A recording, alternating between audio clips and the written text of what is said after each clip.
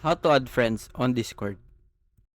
Hey guys, in today's video, I will show you how to add friends on Discord.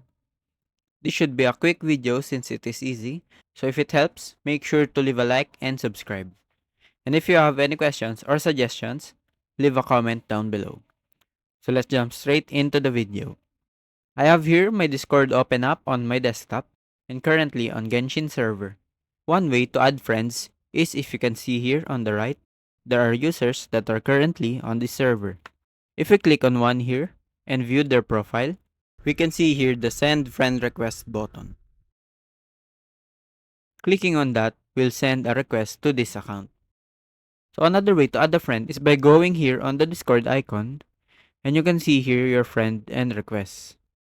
In the add friends tab, you can enter the username of the person you want to add. To know where the username is, go here on your profile and this will appear. You can see here on the username section that a copy icon will appear. So you can ask someone to do that and get their username. Just put it here and enter. And the request will be sent to them. So that's pretty much it. I hope this video helps you. Once again, leave a like, share, and subscribe to my channel. Thank you guys.